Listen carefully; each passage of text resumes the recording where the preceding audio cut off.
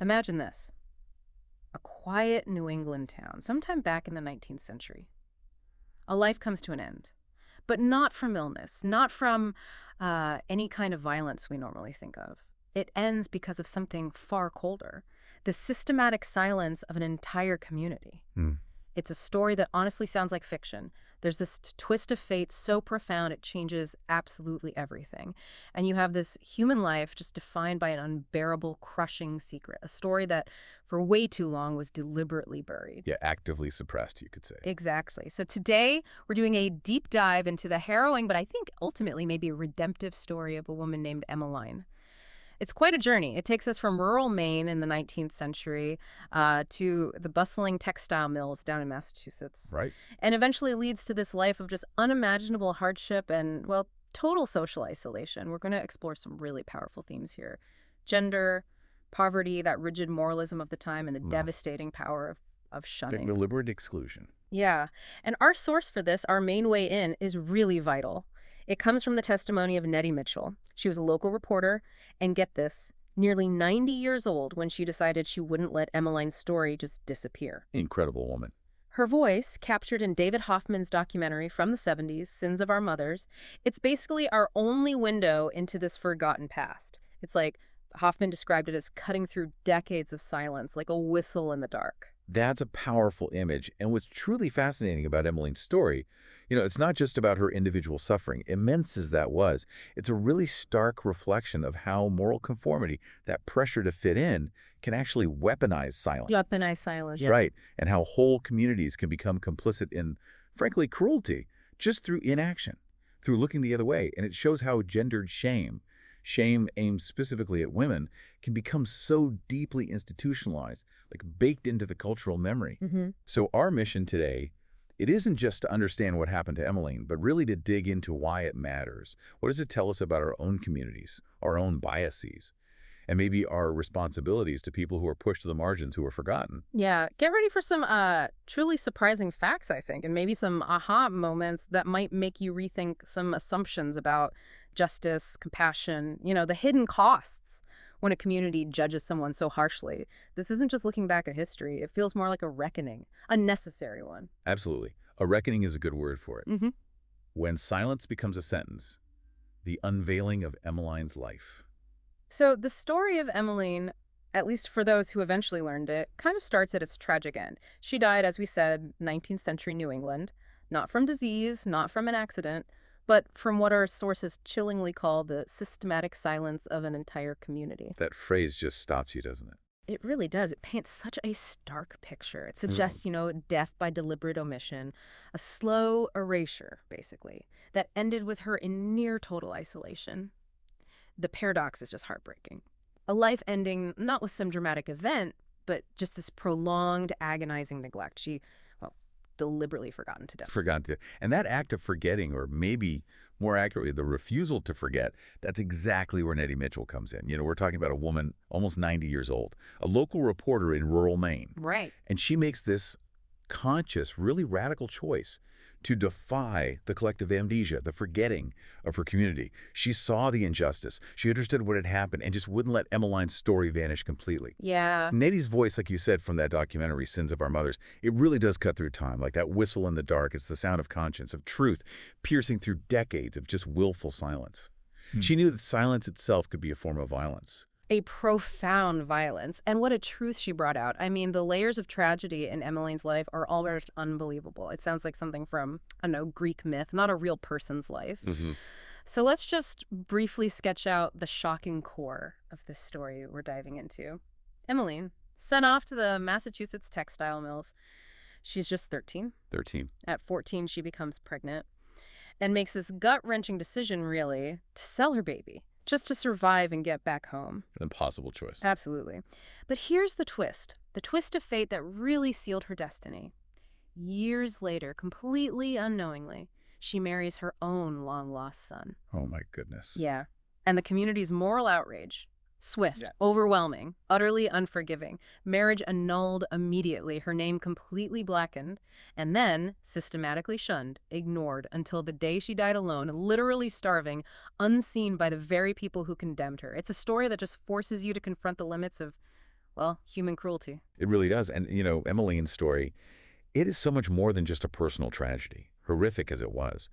It shines a light on this broader, more insidious thing, how deeply entrenched moral conformity can be weaponized, turned into silence. Right. It shows us how entire communities can become really chillingly complicit in profound cruelty just by doing nothing, by not offering support, not showing compassion. Looking the other way. Exactly.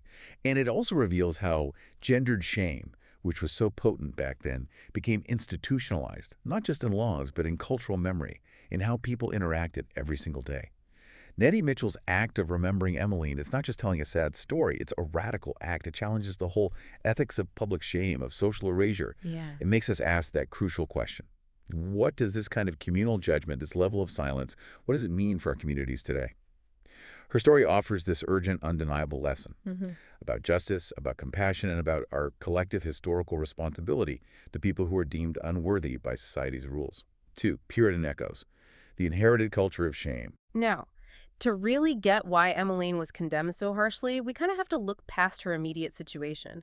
We need to dig deeper into the roots of the moral code that judged her. I mean, her life was in the 1800s, but the moral climate, it had been planted centuries before, really, in that hard granite soil of Puritan New England. Right. Those roots run deep. Yeah. By Emmeline's time, okay, the formal theocratic grip of the original Puritans, that had loosened up a bit, but its shadow, it was still long and, frankly, pretty cold, especially in isolated rural towns like Fayette, Maine. The daily life farming, family, faith, it was still heavily governed by this worldview that saw, suffering as a virtue, pleasure as dangerous, and sin as this, unexposed infectious stain that just had to be purged from the community. It was a worldview really built on fear and strict adherence. Precisely. Even generations later, that underlying mindset, it just stuck around. It was a mind obsessed with control. Control of the body, control of the soul, and maybe most powerfully, control of your neighbor. Watching each other. Constantly. In that kind of culture, community cohesion, it wasn't built on compassion or understanding. It was absolutely dependent on conformity. Everybody fitting in. Every single person was seen as like a potential moral contagion, capable of infecting the whole community with their mistakes. Right. So if you sinned publicly, it wasn't just your problem. It was a threat to everyone. So shame effectively became like a social vaccine, a tool to protect the community. And shunning, that was the ultimate weapon, the tool of moral quarantine. Quarantine. Yeah.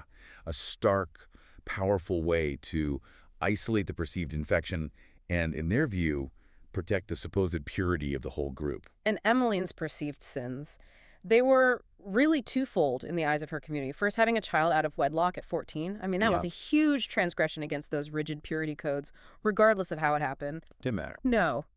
Then, the compounding sin of hiding it for so many years, which she managed to do until the unthinkable happened. She accidentally married her own son.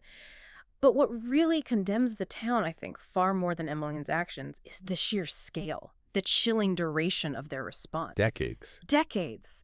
She was systematically silenced, not through the courts, no formal legal thing, Oh, cool. but through this much quieter, more insidious violence. Just omission, exclusion, basically disappearing her from their collective sight. Her little house stood, Nettie said, within sight of her family's place, almost across the highway.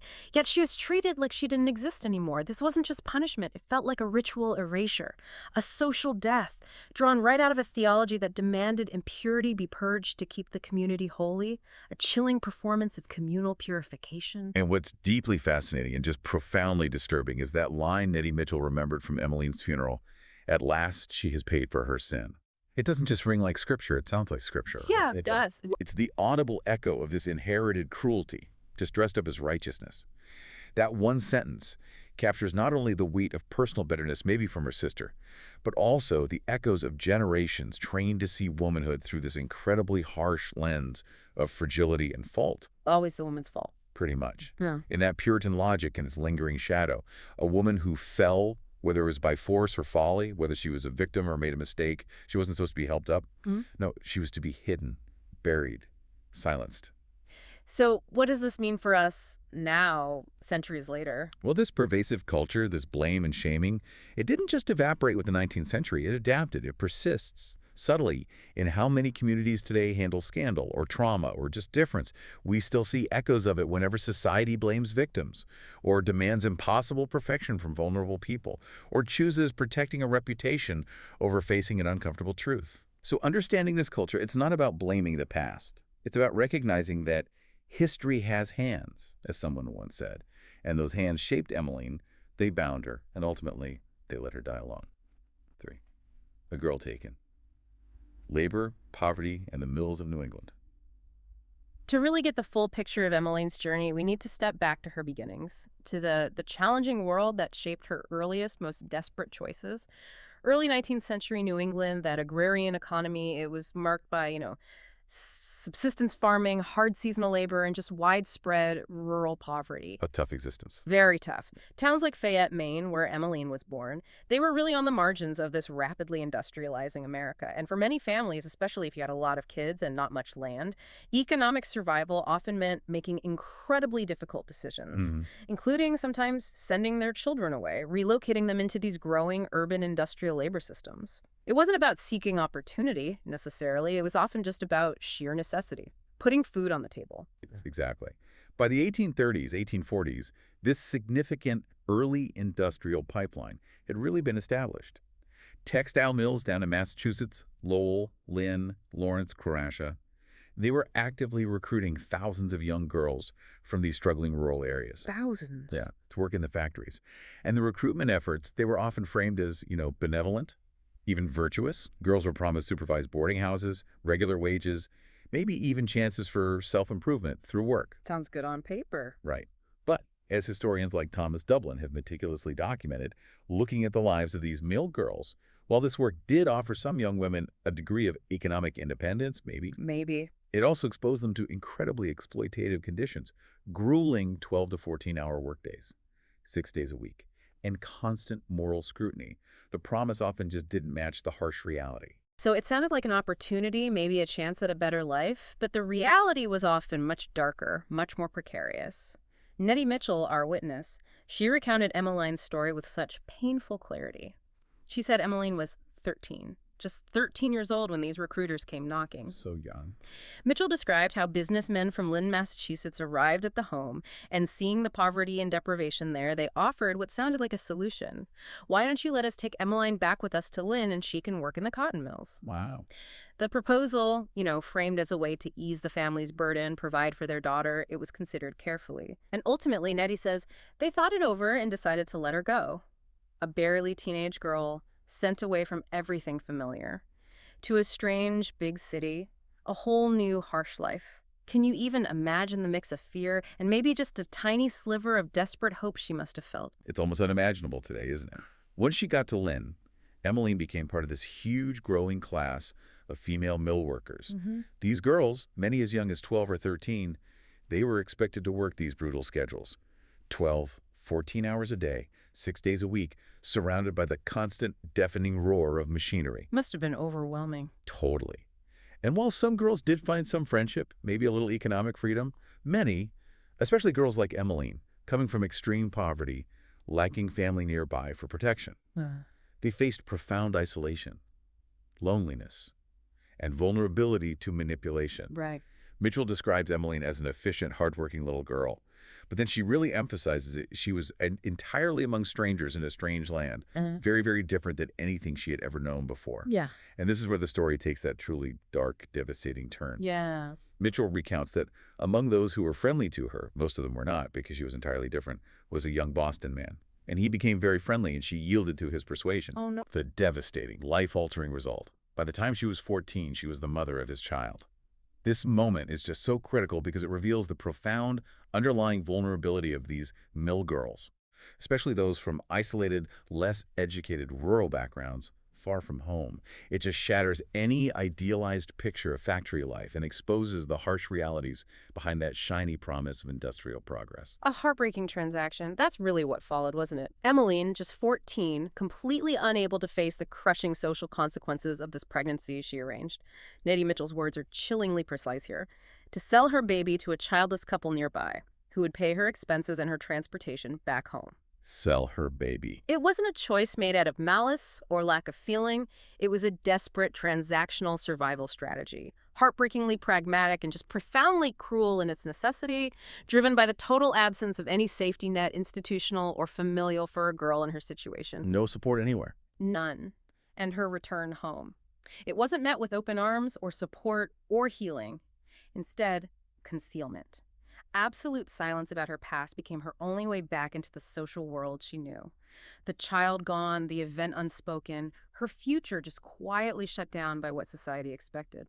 As we've seen, Emmaline was such a tragic figure, both a participant in and an undeniable victim of these intersecting, crushing systems: early industrial capitalism, rural poverty, and that deeply ingrained patriarchal moralism. You can't understand her story without seeing how those huge forces just converged on one single 14-year-old girl. 4. The Mother in the Secret. Survival by silence. So when Emmaline gets back to Fayette, Maine, middle of the 19th century, she comes back carrying no physical trace of what happened in Lynn. The baby's gone, her wage is probably gone too, and her voice is just completely silenced by that overwhelming, pervasive shame. The shame put on women who had children outside of marriage back then. An unbearable weight. Totally. In those isolated towns, still so shaped by Puritan ideas and rigid gender rules. Hiding it. Concealment. It wasn't just an option for survival, it was often the only option. To reveal a secret like that, instant, unforgiving social death. That's right. Nettie Mitchell, who knew Emmaline later in life, she observed that the young woman just resumed her life on the family farm with this almost unnatural diligence. Yeah. She worked very hard in the fields, Mitchell recalled, but she didn't join very freely in the social life of the community. Kept to herself. Completely. This avoidance, it was really unusual for a young woman who should have been courting, looking for a husband, and it became more and more noticeable as time went on. Emmaline was described as a very pretty girl, but the community, Nettie said, couldn't understand it when she just consistently shunned the company of men. In this society where a woman's value was so tied to her marriageability, her ability to start a family, her withdrawal just naturally raised suspicion, concern. And by the time she was 21, just 7 years after coming back from Lynn, Emmaline was already seen as an old maid. Yeah. In that unforgiving 19th century New England village culture, that term wasn't just descriptive. It was a devastating social judgment. It suggested, a failure of character, a failure of femininity. But Emmaline, holding on to this past, she simply could not, dared not reveal. She had incredibly few options. Wrapped. Completely. Confess her history, admit she'd been pregnant at 14, sold her child. That meant immediate, total ostracization, and end even her shaky social standing. Stay silent. That meant a life of profound loneliness, but at least maybe some fragile bit of social acceptance. It was just a cruel dilemma. And this brings us to a really crucial question. Yeah. Why was silence her only choice? It was more than just, emotional self-protection. It was fundamentally a gendered survival mechanism. Right. Historians like Nancy Eisenberg, who studied gender roles in 19th century America, they point out that women were basically perpetually on trial in the court of public opinion, especially women who broke the rules of chastity, even if it wasn't their fault. Even involuntarily. Exactly. A girl who'd been seduced or assaulted or gotten pregnant outside marriage carried this lifelong moral stain. Didn't matter what the context was. This stain could destroy her reputation, her marriage prospects, her whole place in society. So silence, it became this complex method, not really of denial, but of desperately trying to manage the devastating story others would definitely impose on her if they knew the truth. A desperate attempt to control her own narrative in a world that wanted to control her very being. Nettie Mitchell even said that Emmaline's quiet, withdrawn behavior worried her parents, but they never really understood why. That long time away from home, her quietness, her almost unnatural avoidance of young men, it all hinted at something unspoken, something troubling, but it was unprovable. A mystery. So Emmaline's life effectively became this exhausting, constant performance of normalcy, all while carrying this immense, crushing burden of an unacknowledged past. Her silence wasn't proof of guilt. It was the agonizing price she paid for trying to fit back into a society that had absolutely no mercy, no compassion, no understanding for broken stories or compromised virtue. Right. This part really shows how social silence works as both a coping strategy and an inescapable sentence. For women like Emmaline, silence was often the only socially acceptable response to trauma, but that very silence was tragically misread by her family, her friends, the whole town as aloofness or pride or maybe emotional coldness. And so began that long, slow process of social invisibility, which, as we know, eventually became literal, physical isolation when she was old and alone in her little cottage. The great sin, love, incest, and the ruin of hope. So for nearly 20 years after she came back to Fayette, Emmaline lived in this kind of partial shadow, physically there, doing the hard work of rural life, but fundamentally cut off from the social, the emotional heart of the community. She worked alongside her family, helped the farm survive, and just meticulously kept that silence. The silence that protected her from total disgrace. Or precarious existence. Very. But silence, as we're really learning from Emmaline's story, it's never true immunity, is it? And fate, in this cruel twist that feels more like something out of an ancient Greek tragedy than quiet 19th century New England, was about to just crash down that fragile wall between her hidden past and her brief, fleeting hope for a future. Indeed. According to Nettie Mitchell, when Emmaline was about 30, a young man shows up in town. He's there to work on road construction. He was a very personable young chap, Nettie recalled, and he came to board at their home. Right at her family's home. Yeah. Now, despite a noticeable age difference, Emmaline in her early 30s, him in his early 20s, they fell desperately in love. The connection was fast, profound, a rare spark of joy in Emmaline's otherwise muted life. Finally, something good. It seemed like it. They got married, they built a little cottage down by the shore of Musher Pond, a place that really symbolized Emmaline's first taste of genuine happiness, real companionship, and a future she could maybe finally call her own. For a short time, it really seemed like the shadows had lifted. For the first time in her life, it looked like Emmaline had found real happiness, deep companionship, a tangible future. But her marriage, tragically, it wasn't built on a lie exactly. It was built on this profound void. The result of secrets kept purely for propriety, for survival. Emmaline had no idea that this man, the man she loved so deeply, was her own son. The baby she'd given up at 14, never knowing what happened to him. And he, of course, had no idea about her past or their biological link. Their love was sincere. It was mutual, forged in just sharing daily life.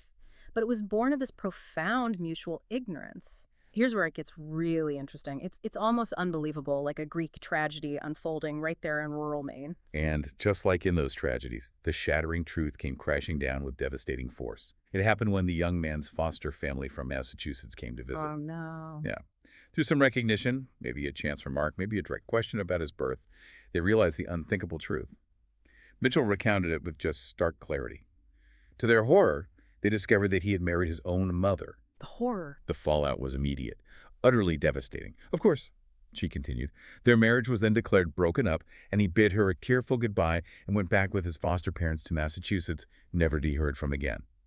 That abrupt departure just underscores the absolute social impossibility of their union, despite how innocently it began. This moment, sudden, tragic, completely irreversible, it marked the absolute end of Emmaline's social life.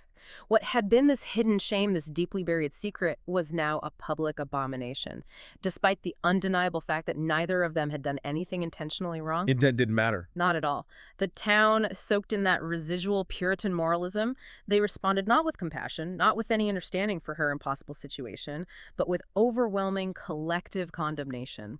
In the 19th century, the ideas around incest, theologically and legally, weren't just about biology. They were about maintaining a rigid moral order, a social hierarchy seen as essential for the community's stability. So even though Emmaline had no clue who her son was, the mere fact of the union, regardless of intent, it triggered this immediate, widespread moral panic. It was like the whole community now felt they had explicit, undeniable permission to do what maybe they'd long suspected they could. Just render her completely untouchable. If we connect this to the bigger picture, this chapter is really the fulcrum, the turning point of Emmaline's life. It's where profound misfortune tragically became local myth, and that myth then became her moral exile. Now, while there's no record of any legal prosecution for incest, the town effectively acted as both judge and jury and executioner. Emmaline's own family forbade her to enter that home, to go near it at all, according to Nettie. Yeah. None of them ever went to her or spoke to her, and nobody spoke to her at all. No. This marked the grim, total start of the full shunning. That communal ritual, deeply rooted in historical religious practice, now enforced with brutal, silent efficiency through social norms. The accidental incest, viewed without any modern nuance or empathy, allowed the town to transform a woman who had already endured so much abuse, abandonment, a life of desperate hiding into this symbol of profound moral contagion. Her carefully kept silence had preserved her shaky social status for years, but its rupture utterly destroyed her, leaving her exposed to the full, relentless force of that communal judgment. 6. Hunger and loneliness, death by indifference. So after that devastating discovery, Emmaline unknowingly marrying her son, the community of Fayette, Maine, the very people who watched her grow up, they enacted this punishment, not written in law books, but deeply embedded in their culture, their religious background, total social erasure. Just cutting her off completely. Completely. Shunning this ritualized communal rejection became her daily, unrelenting reality. From that moment on, Emmaline was treated as though she literally didn't exist anymore. Despite living, as Nettie Mitchell pointed out so sharply, almost in sight, almost across the highway from her own family's home, she was right there, yet totally unseen. And this social death, tragically, it wasn't just metaphorical. It was profoundly physical, economic, emotional. Her family, parents, siblings, her neighbors, they refused to speak to her, refused to look at her, refused to acknowledge her presence in any way at all. No one offered help. No one shared food. No one let her inside their homes, Mitchell recalled with this heartbreaking precision. None of them ever went to her or spoke to her, and nobody spoke to her at all. She did mention that once in a while a kindly person would bring her a bit of tea or some little thing, but these rare, isolated gestures, while maybe well-intentioned, were just nowhere near enough to sustain life. The deprivation she faced was extreme, a deliberate starvation of connection and sustenance. In that profound isolation, Emmaline desperately tried to survive with some dignity. She grew her own food, worked her own garden, tried making handicrafts, hoping to earn a tiny bit of money. But over time, her independence, her ability to keep going just became completely unsustainable against that relentless tide of communal abandonment. How could it be otherwise? Exactly. She eventually had to rely on the town, as Mitchell put it. She became a pauper, totally dependent on public welfare. And in rural 19th century Maine, being a pauper was its own deep form of public shame. It was recorded, made visible, and almost always came with even more social exclusion and judgment. She was stripped of everything: autonomy, dignity, basic human support. As the lonely years dragged on, Emmaline's health just got worse and worse. She stayed completely alone in that little house by Mosher Pond. No modern communication, no medical care, totally cut off. Then in the early spring, this long, slow tragedy reached its peak in an act of just fatal neglect. A man from another part of town was passing by, maybe feeling a flicker of concern that somehow broke through the general indifference. He decided to check on her. He knocked on the door. No response, Mitchell remembered. The door was fastened. He thought he heard a moaning sound inside. Oh, gosh. The man, sensing something was really wrong, forced the door open and found Emmaline lying on the floor with faint moans. She was clearly near death alone, starving, barely conscious. Her struggle had become this battle against an entire community's calculated indifference. Frantic, the man gently put her on her bed and rode desperately for help. On his way, he stopped at several houses, pleading for someone to come, describing how bad she looked. At the Edwards house, Mitchell recounted, he asked Mrs. Edwards to go over. She said, "I can't possibly, for Will has gone with a horse and I have no way to get there." An excuse. A flimsy excuse. He went to another house, got a similar brush off, another justification for doing nothing. Finally, he reached Nettie's mother, who, with this rare, profound flash of compassion, simply said, "I will go home and harness the horse and go over." That single moment of kindness just highlights the brutal, pervasive refusal of others to act. What Nettie's mother found was just horrific, haunting. Emmaline was in a state of complete final collapse. The house itself, utterly bare, devoid of comfort, devoid of food. There were a few drops of molasses clinging to the bottom of a jug and a few grains of cornmeal in the corners of a box, and nothing else, Mitchell said, her voice full of sorrow, remembering her mother's account. The poor old lady had starved to death. Starved to death. And this, the sources really stress, is not poetic exaggeration. Emmaline literally starved to death in plain sight.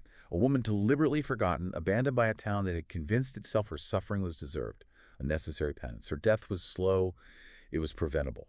And it stands as this chilling symbol of the deeper moral decay that happens when communities sacrifice basic compassion on the altar of perceived purity. Yeah. This raises a really important, uncomfortable question. While we often focus on visible violence, Emmaline's death forces us to reckon with invisible violence.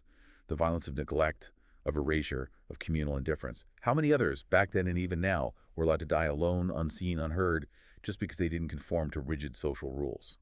7. At last she has paid.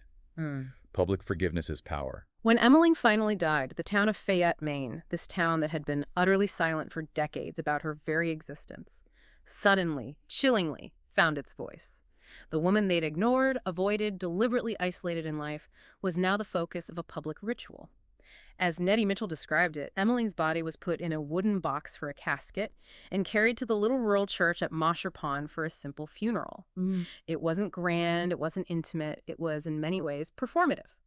A final public act of moral framing by a community that had already written her story, decided her fate long before she actually died. And most disturbing of all was what happened at the end of the service. Nettie recalled, you can still hear the lingering shock and injustice in her voice, that several who would not have spoken to her during their lifetime were there at the line. Why? Why show up now? Exactly.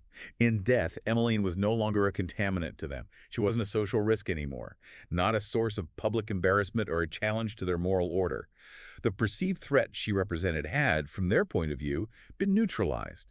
Only now, when she couldn't speak, couldn't need anything, couldn't demand compassion, couldn't infect their purity, only now is her physical presence, her inert body, finally bearable to them. It was this macabre validation of their years of shunning. And then came the defining, just heart-stopping moment. Emmeline's own sister, a woman who, by all accounts, had been part of the shunning, she approached the casket. In an act Nettie described with visible pain, the sister placed her hand upon it and raised the other hand high in the air, declaring aloud for everyone there to hear with this almost triumphant tone. At last she has paid for her sin. Wow, chilling. Chilling is the word. That sentence was public, declarative, completely unashamed. It wasn't whispered, wasn't a private lament. It was a pronouncement. It transformed Emmeline's immense suffering, her decades of starvation, solitude, shunning into a kind of sacrificial offering. Her long pain was reinterpreted, not as horrific cruelty inflicted on her, but as necessary justice. Required penance for a crime nobody ever proved she committed intentionally. What makes it so chilling is its absolute clarity, its finality. It wasn't said in anger or confusion, it was said in triumph. Like a moral balance had finally been restored. And this moral finality, it has these deep, undeniable roots in that lingering Puritan culture. The belief that sin demands a visible payment, right? That disgrace has to be answered by suffering, and that suffering then somehow redeems the community from its own guilt. All these ideas echo those rigid theological frameworks of early American Protestantism. Right. In Emmeline's case, the act of shunning was, effectively, elevated to this perverse kind of sacrament. Her death wasn't seen as a tragedy. It was seen as the closing of a spiritual ledger, the final settlement of this huge, undefined debt. Now, Nettie Mitchell's mother, the one who had actually gone to comfort Emmaline in her final hours. The only one. The only one. She was, understandably, deeply disturbed by this public spectacle. Though Nettie described her mother as a very mild person, she responded with this rare, cutting anger. I think her sister said more than she. What's fascinating here is her mother's oblique but incredibly insightful words. They recognized the grotesque inversion happening. Emmaline wasn't the main center needing punishment. The real, monumental moral failure belonged entirely to those who refused her love, her help, her basic humanity. If we connect this to the broader picture, for any community, this moment reveals a really dangerous, often overlooked truth about how social exclusion works. Forgiveness, when it's only given after death, isn't mercy at all. It's absolute control. That's a powerful point. The community didn't absolve Emmaline of anything. Instead, they claimed this final public victory over her. They declared that the huge debt she supposedly owed a debt never clearly defined, never defended, never even really explained, had finally been paid in full. This really challenges that convenient idea that forgiveness is always good, always compassionate. In rigid, hierarchical moral systems, public forgiveness can actually be a potent tool of power, designed not to heal, but to enforce conformity. It lets communities keep up this carefully built image of justice while dodging any responsibility for the slow, profound cruelty they inflicted. 8th, Nettie Mitchell. A witness who would not forget. History, as we know so well, isn't just shaped by what happens. It's shaped far more powerfully by who tells the stories, how they tell them, and when they're finally allowed to be told. For decades, Emmeline's story just lived in this deep, oppressive silence. Unspoken by her family, unrecorded by the town's official history, completely unacknowledged by the very people who took part in her exclusion. Just erased. Totally erased. It would have stayed that way, just a forgotten footnote in some cold Maine town if it weren't for Nettie Mitchell. This local reporter, nearly 90 years old in the 1970s, who chose to speak when everyone else had long gone quiet, when the memory itself was fading from the collective mind. Nettie Mitchell's decision to share Emmeline's story with the filmmaker David Hoffman, it wasn't just casual recollection, was it?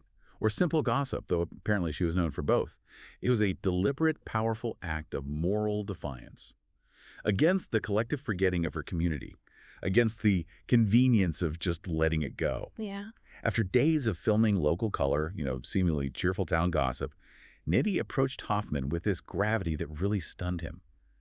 "David," she said, with this almost sacred seriousness, "I have a story to tell you." And then she did something completely uncharacteristic. She kissed him on the lips, a gesture that apparently deeply surprised him, and added with immense gravity, "Pay attention." Pay attention. Wow. Yeah, it was like a plea, a demand, and a promise all rolled into one. And pay attention he did. She then sat down right there in her kitchen and proceeded to record one of the most haunting oral histories of small-town America ever put on film. She didn't sensationalize it. She didn't exaggerate. She just told the unvarnished truth with a clarity that was piercing, a sorrow that was palpable, and this quiet, simmering rage that was just under the surface of her voice. Her voice steady yet deeply emotional. Even after all those years, it became the only bridge left between Emmeline's vanished life and a world that might finally remember her rightly, with compassion, with understanding, not with judgment. What's truly fascinating here is Nettie's extraordinary, irreplaceable role, because she did precisely what her town never did. She bore witness. She had visited Emmaline as a child, remember, bringing those little gifts of tea, comfort, a rare spark of humanity in Emmeline's isolated life.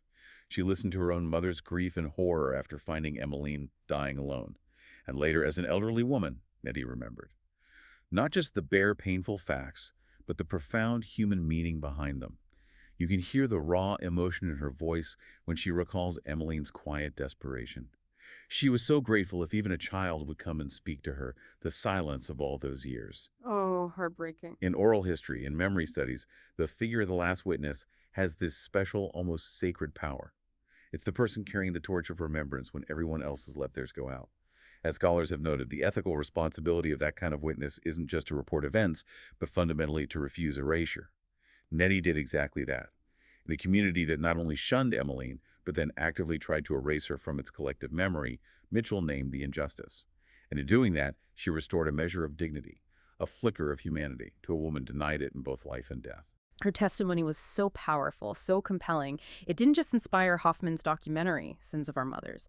It also led to other profound cultural responses, like Judith Rosner's moving novel Emmaline, and even an opera adaptation, bringing Emmeline's story to totally new audiences through different art forms. Spreading the story further. Yeah.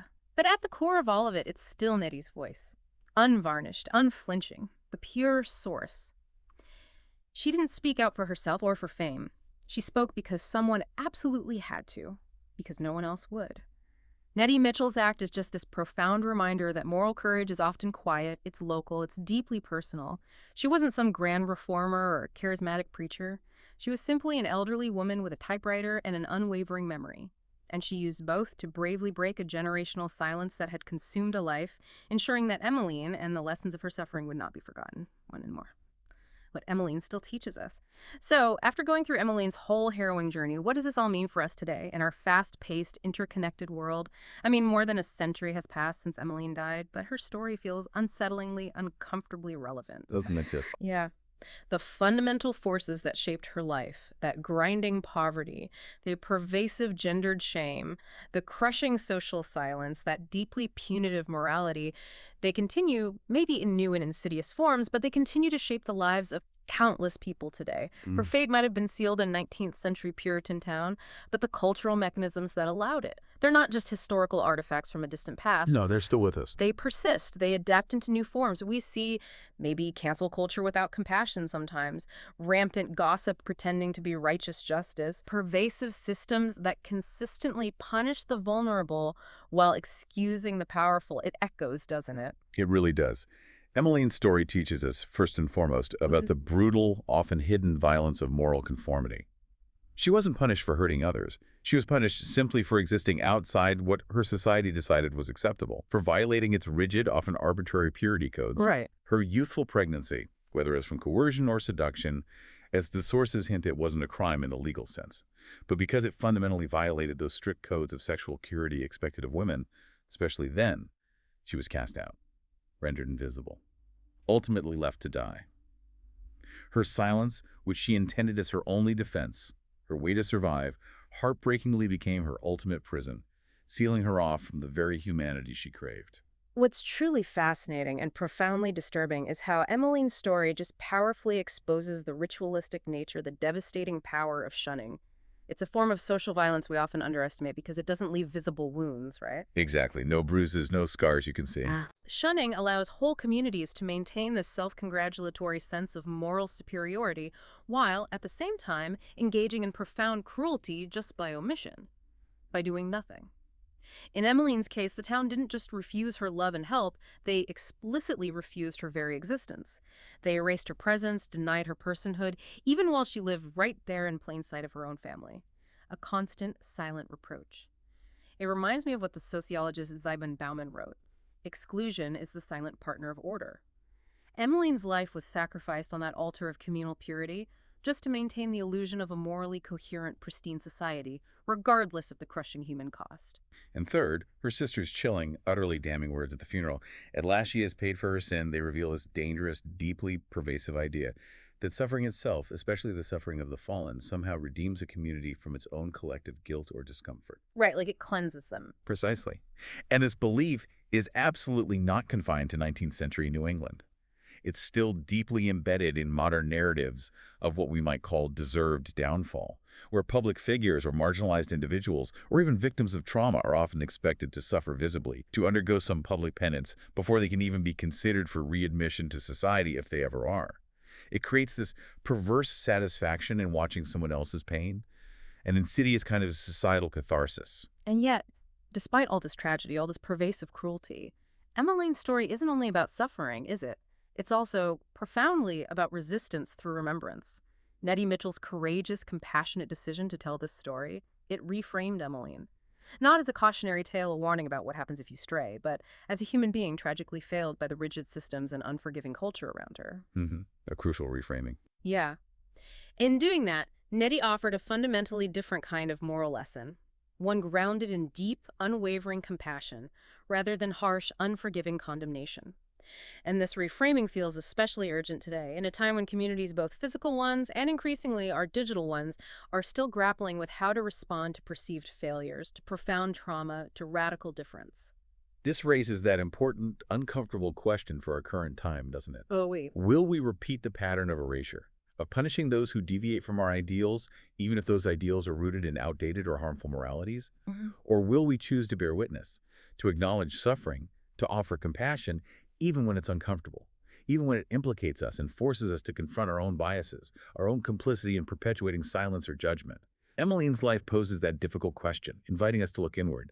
And Nettie Mitchell's unwavering voice, her profound act of courageous remembrance, offers a powerful, deeply humane answer.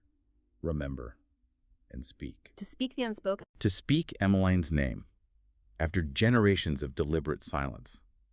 It feels like speaking a truth that was intentionally buried. It's like resurrecting a life condemned not by any crime she intentionally committed, but by circumstance, by the rigid moralism of her time, by a series of just devastating misfortunes. Her story, painful, improbable, profoundly human, it survived. Not because it was written down in official records, not because it was carved in stone, but because one woman, Nettie Mitchell, remembered and dared to speak. To speak the unspoken, it feels like a profound moral act. It challenges power. It disrupts that oppressive silence, and maybe, in a very real way, it begins to heal the wounds of the past. In this deep dive, we've really traced the agonizing contours of Emmaline's life, haven't we? From her coerced departure at 13, thrust into that harsh, unforgiving reality of the textile mills, to the secret, heartbreaking birth and the subsequent sale of her child. Then we followed her through that cruel, almost unbelievable twist of her accidental marriage to her own son, her subsequent brutal social exile, the tragic descent into pauperism and literal starvation, and her ultimate lonely death. We've seen with chilling clarity how this powerful combination of religious moralism, restrictive gender roles, economic exploitation, and that pervasive small-town surveillance culture all conspired to utterly erase her from the human family. Her greatest sin, as we've really learned, wasn't defiance or malice. It was simply survival in a system that had absolutely no place, no compassion for women who slipped outside its narrow, unforgiving lines. And yet, through Nettie Mitchell's unwavering testimony, that erasure was at least partially reversed. Nettie didn't speak to shame her town or to get revenge, though she clearly felt the injustice deeply. She spoke to rehumanize the forgotten, to boldly challenge those insidious mechanisms of cruelty that were so often masked as virtue and moral order. Right. In doing that, she left us with this powerful, enduring model of ethical memory. Remember not to glorify the past, but to hold it accountable. Speak not for revenge, but to restore the dignity of those who were denied it. She showed us that remembrance itself can be an act of profound compassion. We live in a time when information just flies instantly, right? Speed of light. But genuine remembrance, the kind that honors, that interrogates, that transforms it, still feels incredibly rare. It's often far easier to condemn than to really try and understand, easier to forget than to carry the weight of someone else's pain, or to confront our own complicity. But Emmaline's story asks us to do the harder thing, to remember, to tell the truth, and in a profound act of compassion, to love the silenced back into history, to ensure their suffering wasn't just in vain. This isn't just about one woman, Emmaline, from a distant past. She stands, I think, for all those who've been cast out, by families, by communities, by cultures that valued appearances and rigid rules over actual vulnerable people. She stands for every voice ignored, every life diminished because it didn't fit the dominant narrative or stick to the prescribed norms. And perhaps most importantly, her story shows us that even when cruelty seems total, when the silence feels absolute, one voice, one witness, one act of courage is enough to break that silence, to pierce through the darkness, to speak the unspoken is an act of resurrection, and Emmaline has risen.